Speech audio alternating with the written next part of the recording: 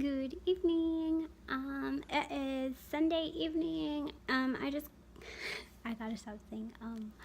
I just got back from seeing my mom. She's been getting ready for her surgery, which is tomorrow morning. So, everyone, if you could just keep us in your prayers.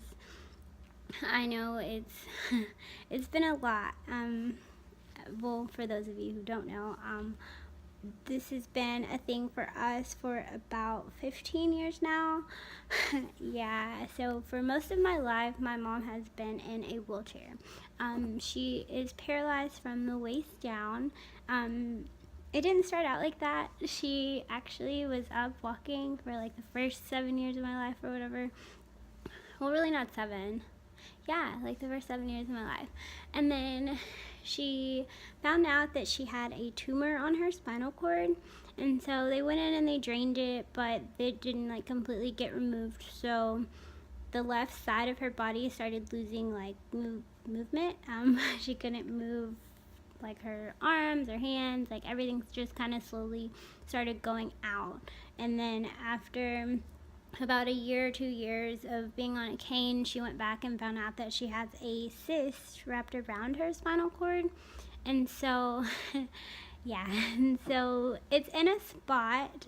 Well, the cyst caused her to lose her ability to walk. It caused her to be paralyzed from the waist down. So her left side still kind of is affected by the tumor that got drained, but she is paralyzed because of the cyst. Just to kind of clarify that. They're two different things and they're in two different spots.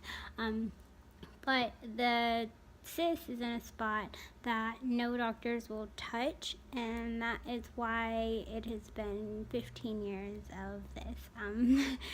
It's kind of hard sometimes, but at other times it's not so bad, just because of like how strong of a person she is and how like good of a person that she is.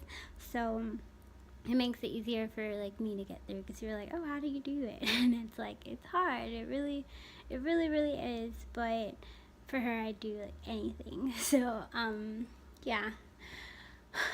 Basically, tomorrow she's having a surgery to get her bladder taken out. It's not usually a serious surgery, just because like people who are up walking, like they get it and it's like quick and they're in and out and it's not really a big deal. But for my mom, it's a little bit more serious, just due to the fact that she is not mobile.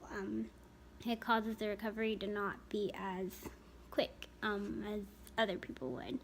And so basically the reason that they've come to the conclusion to take her bladder out is because for the past 2 years she's been getting urinary tract infections, and they have become stronger and stronger over time. When they started, we just did like the antibiotics and stuff, like how regular people just take antibiotics for 10 days and then like it goes away and everyone's like fine with their life and stuff like that. But it turns out that like it wasn't just a simple like infection that most people get. Her entire bladder has become infected over the course of these 2 years, and it's been causing her to almost pass away in a way, due to the infection spreading to the rest of her body. It's called septic. She becomes septic, and it's really scary. Her blood pressure drops really low. She doesn't know what she's talking about. All kinds of like really like not good stuff. So they found out that the source is her bladder that's causing that. So basically we've been in the process of getting her bladder taken out. We've been in this process since August.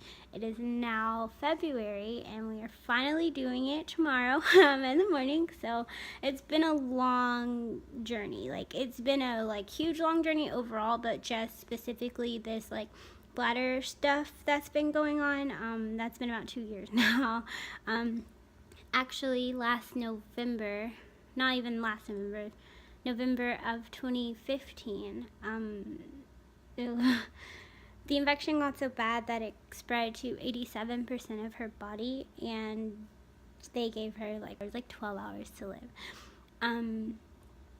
and I had to come home from school, and it was just a whole like fiasco thing. And that was in November of 2015. That's before they found out that it was her bladder that was septic, or that was causing her to be septic.